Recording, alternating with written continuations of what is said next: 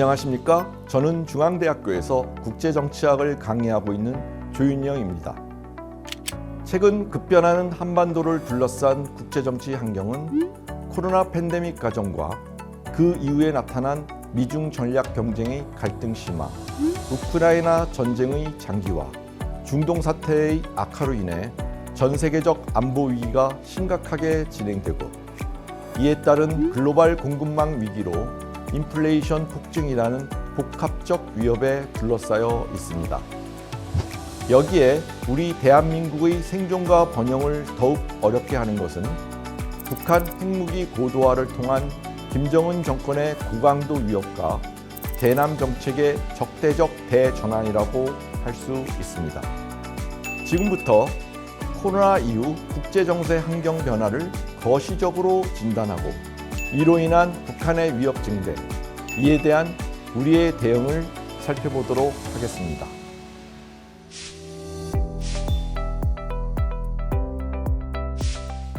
코로나19 이후 국제 질서의 첫 번째 변화는 신흥 안보의 중요성 부상을 들 수 있습니다. 신흥 안보란 지금까지 안보로 여겨지지 않던 비전통 안보를 의미하는데요. 전염병, 기후변화를 그 예로 들 수 있습니다. 이런 요소들이 개인의 생명과 재산뿐만 아니라 전 세계 국가들의 안보와 번영을 심각하게 위협하는 것을 직접 인식하게 되는 계기가 마련되었습니다. 따라서 국가뿐만 아니라 비국가 행위자, 즉 유엔과 그 국제기구들 뿐만 아니라 다국적 기업들의 글로벌 가버넌스의 그 역할이 강조되었다고 볼 수 있습니다.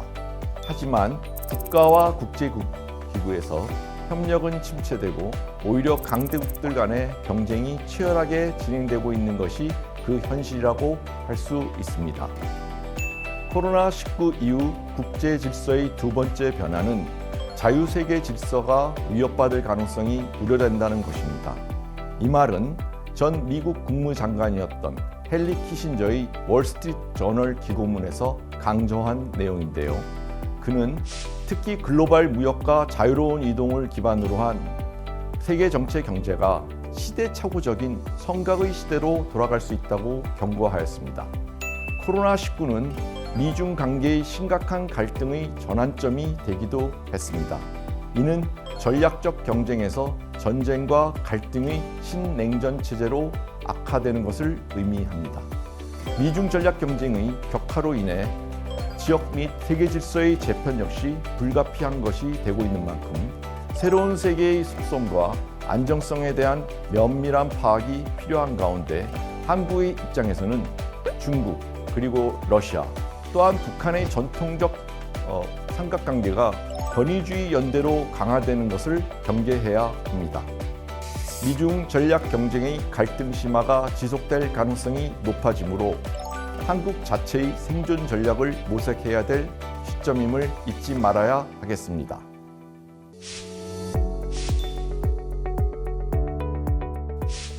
(2022년 2월) 우크라이나를 침공한 러시아 우크라이나 전쟁은 미중 전략 경쟁 및 한반도 안보 상황을 격화시킬 수 있는 주요 요인으로 작동하고 있습니다. 미중 전략 경쟁 속에서 새로운 세계 질서 구축에 있어 미국과 중국은 각자의 지분 확장을 모색하고 있는데요. 미국은 유럽에서의 영향력과 경제적 이익을 확대하려고 하며 중국 또한 러시아 입장에 동참하지만 동시에 우크라이나 전쟁의 중재자로 유럽에서 영향력 확대를 모색하고 있습니다. 이쯤에서 미중 전략 경쟁과 우크라이나 전쟁이 동북아, 즉 인도 태평양 지역에 대한 영향을 한번 생각할 필요가 있습니다. 중국은 아시아 태평양 혹은 인도 태평양 지역 차원에서 미국의 영향력 확대를 제한하고 중국의 동아시아 및 전 세계적 영향력 확대를 통해 나름의 전통적 질서를 수호하려는 움직임을 보이고 있습니다. 그러나 미국과의 갈등은 다양한 양상으로 나타나고 있습니다. 먼저 동아시아, 더 넓게는 아태 지역 주도권 경쟁입니다.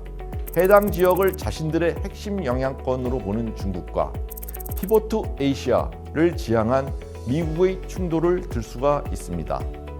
특히 전략적 군사적 차원에서는 중국의 반적금, 지역 거부 전략과 미국의 아태 동맹 네트워크 강화로 그 갈등이 나타나고 있으며 남중국해를 둘러싼 전략적 갈등 역시 이 연장선상에서 해석될 수 있습니다.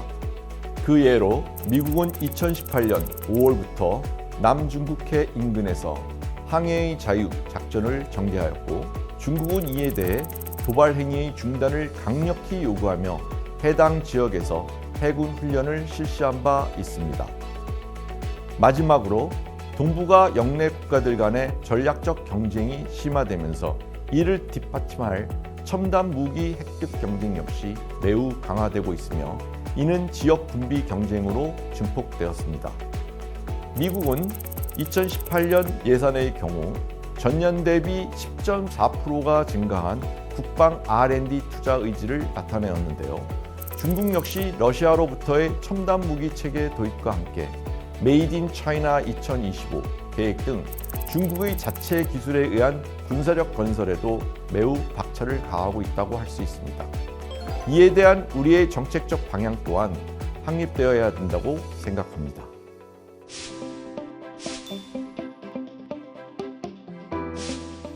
이상과 같은 복합적 위기 속에 북한의 대남 정책과 핵 전략이 더욱 위협적이며 과시화되고 있습니다. 북한은 2022년 3월 24일 평양 순안 비행장에서 동해상으로 ICBM 한 발을 발사하였는데요. 2018년 4월 북한의 모라토리움 결정이 4년여 만에 파기된 사건으로 볼 수 있습니다. 2024년 올해에는 4월 총선과 미국 대선이 11월에 예정되어 있어 보다 더 강력한 도발이 예상됩니다. 이런 상황에서 남북한 관계 현황은 어떻게 평가할 수 있을까요? 북한 비핵화의 가능성을 예상했던 2019년 2월 하노이에서 열린 북미 정상회담이 결렬된 이후 남북 관계가 북미 관계에 연동되면서 교착 국면이 지속되고 있습니다. 남북 대화는 2018년 12월 제2차 남북체육분과회담 이후 중단되었으며 남북교류 협력은 코로나19와 대북 제재의 영향으로 중단된 상태입니다. 그렇다면 북한은 남북관계에 대해 어떤 입장을 취하고 있을까요? 북한은 남북관계에 대해 2021년 8차 당대의 입장을 지속하고 있습니다. 즉 남북관계 의제를 비본질적 문제로 분류하고 있다는 것인데요. 북한이 생각하는 본질적이라고 판단하는 문제는 첨단 군사력의 배치, 한미연합훈련의 중단이며 방역이나 인도주의 문제, 관광 이러한 문제들은 여전히 비본질적인 문제로 치부하고 있는 상황이라고 할 수 있습니다. 그러면 계속해서 북한의 군사안보 전략은 어떤지 살펴보도록 하겠습니다. 김정은의 군사안보 전략은 당 중앙위원회 전원회의에서 제시한 경제 핵무력 건설 병진 노선이라고 할 수 있습니다. 병진 노선은 핵무력 건설의 선적인 자원 분배와 투자를 유도하는 전략 노선으로 경제 성장보다는 핵 미사일 능력 증강의 결과를 도출하는 데 그 중점을 둔다고 할 수 있습니다. 김정은은 국가 방위력 강화를 외교적 성과를 담보하는 유력한 수단으로 규정하면서 국방력 발전 5개년 계획을 발표하고 핵심 전략 무기 개발을 시사했습니다. 이는 국방력 강화를 통해 달라진 전략적 지위를 활용하여 대외 관계를 개선하겠다는 의지를 표명한 것이라고 볼 수 있습니다. 이에 따라 북한의 대남 전선도 전환되었다고 할 수 있습니다. 그 이유는 무엇일까요? 북한은 핵 개발 목적이 미국의 적대시 정책에 의한 핵 위협에 대한 자위권 차원이라면서 그동안 남한에 대한 핵 공격 가능성을 부인해 왔습니다. 그러나 김정은은 최근 유사시 핵무력을 포함한 모든 수단과 역량을 동원해 남조선 전 영토를 평정하기 위한 대사변 준비에 박차를 가하라고 지시하여 한반도 대위기설이 확산되고 있는 상황이라고 볼 수 있습니다. 실제로 2022년 4월 김여정의 담화에서처럼 전쟁 초기 주도권 장악을 위해 한국을 향한 핵사용 가능성을 천명하기도 했습니다. 이렇게 대남전선 전환으로 핵무장한 북한의 위협 행보는 최근 펼쳐지는 북중러 연대의 유리한 국제정세와 상당한 연관성을 갖고 있다고 할 수 있습니다. 북한 노동당 제8기 9차 전원회의에서도 대외 관련 입장을 명확히 했는데요. 북한은 한미동맹을 견제하고 국제정세 변화에 대응한 외교 전략을 통해 남북관계 및 통일정책에 대한 근본적인 개편을 예고했습니다. 또한 남북관계를 적대적인 두 국가관계, 교종국 관계로 규정하고 한국 정부의 성격, 즉 보수 진보와 관계없이 하해에 관한 논의가 더 이상 불필요하다는 입장을 표명하였습니다. 이에 2024년에는 핵무기 생산을 지속하고 3개의 정찰 위성을 추가로 발사하겠다는 계획을 발표하는 등 동시에 해군력 증강, 무인 항공기 등 현대전 장비 개발도 강조하였습니다. 대남 전선 전환의 두 번째 배경은 핵무기 사용의 정당성 강화를 들 수가 있습니다. 북한은 2024년 1월에도 한반도 국제정세를 극도로 긴장시켜 북한의 핵보유 정당성을 강화하고 핵 사용 가능성을 명시적으로 강조하고 있는데요.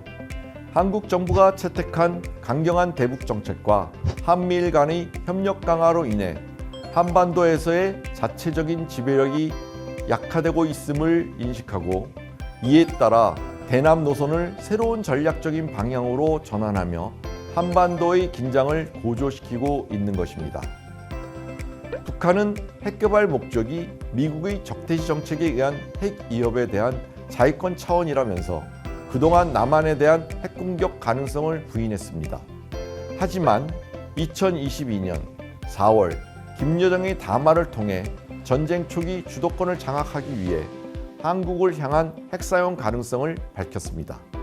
같은 해 9월에는 핵무력 정체법을 제정하여 한국을 사용 가능 대상으로 명시했습니다. 조선중앙통신에 따르면 북한은 핵사용 대상을 특정하지 않고 5대 핵사용 조건만을 명시하였습니다. 이는 비핵 국가들이 다른 핵무기 보유국과 야합하여 북한을 반대하는 침략이나 공격 행위에 가담한다면 핵무기를 사용할 수 있다는 사용 원칙을 밝히는 것입니다. 즉, 한국이 대상임을 천명한 것입니다. 한국을 독립된 주체이자 타자로 정체성을 규정하고 동족 관계가 아닌 적으로 간주하여 한국을 향한 핵사용을 정당화하는 그 행보를 보여주는 것입니다. 이를 통해 핵무기 사용의 실제성을 강화하여 향후 대미협상에서 주도권 확보 및 핵보유주의를 인정받고자 하는 의도를 엿볼 수 있습니다. 마지막으로 대남전선 전환의 배경으로 김정은 정권의 정책 실패로 인한 경제 상황의 악화를 모면하고 내부 단속, 결속을 위해 사상 통제가 필요하기 때문이라고 볼 수 있습니다. 북한은 8기 9차 전원회의를 통해 경제 분야 목표 달성을 선전했지만 실제 김정은이 천명한 경제 목표 달성은 불가능한 상황이라고 볼 수 있습니다. 경제개발 5개년이 마무리되는 2025년 말까지 북한 경제는 1.4배 성장을 공약하였으나 달성이 힘든 상황입니다. 이를 위해서는 매년 4% 이상의 경제 성장이 요구되는데요. 한국은행 통계에 따르면 2021년 마이너스 0.1%, 2022년 마이너스 0.2%로 역선정하여 목표 달성은 사실상 불가능한 상황입니다. 또한 북한 내 사상 통제 강화 문제는 북한이 2020년 이후 통과시킨 3대법을 통해 확인 가능합니다. 북한 당국은 2020년 12월 반동사상 문화배격법, 2021년 9월 청년교양보장법, 2023년 1월 평양문화어보호법과 같은 사회통제 3대 악법을 제정하였는데요. 비사회주의, 반사회주의 척결운동 차원으로 제도화된 사상 단속을 시도하는 자체가 북한 내 사상 이완의 심각성을 방증합니다.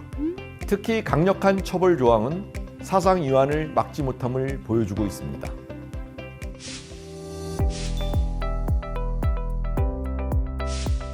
지금까지 한반도를 둘러싼 국제정치 환경과 북한 정세를 살펴보았습니다. 이에 대한 우리의 정부의 대응은 무엇일까요? 정부는 2022년 한미정상회담과 2023년 한미동맹 70주년을 기념하는 국빈 방문을 통해 워싱턴 선언을 발표했습니다. 윤석열 대통령과 바이든 대통령의 워싱턴 선언은 그야말로 시의적절했는데요. 북한의 핵 위기가 심각한 상황으로 진행되고 경제 안보가 최대 화두로 떠오르는 시기였습니다. 위기 극복을 위한 공급망 구축과 원자력, 우주 청정 에너지, 그리고 사이버 이슈 등 첨단 분야에서 새 성장 동력을 모색하였습니다. 또한 민간 기술 보호와 국제 공조에서 필요한 분야의 보다 강화된 협력이 논의되었습니다. 워싱턴 선언에 따라 창설된 한미 핵협의그룹 NCG는 확장 억제를 강화하고 핵무기에 관한 전략적 기획을 토의하며 비확산 체제에 대한 북한의 위협을 관리하는 한미 간 고위급 상설 협의체로 한미 동맹의 실질적 요체라고 할 수 있습니다. 강력한 동맹이 유지될 수 있는 제도가 이번 정부에서 완성될 수 있도록 민주평화통일자문회의도 정부와 협력하여 그 역할을 수행하는 데 최선을 다해야 한다고 생각합니다. 사실 이전의 동맹 개념이 동일한 위협에 대한 군사적 공동 대응을 주된 목표로 관계를 유지했다면 포괄적 동맹은 포괄적 안보 위협에 대한 다양한 안보 이익을 실현하는 것을 목표로 한다고 할 수 있습니다. 그런데 이를 구체적으로 실현하기 위해서 정부는 군사력 위주의 동맹에서 정치, 경제, 외교 문화적 분야에서 긴밀한 상호의존적 협력을 지니는 동맹으로 발전할 필요성이 있다고 생각을 합니다. 따라서 정부뿐만 아니라 시민사회와 다양한 분야의 기업 등이 다층적 협력 관계를 형성해야 된다고 볼 수 있습니다. 민주평통이 이 분야에서 그 역할을 담당할 수 있습니다. 민주평통은 북한의 핵 위협을 억제하고 비핵화 가능성을 최대로 높일 수 있도록 정부와 긴밀한 협력을 통해 한반도 평화와 평화적 통일에 최선을 다하고 전대미문의 경제적 위기를 극복할 수 있도록 최선을 다해 주시기 바랍니다. 감사합니다.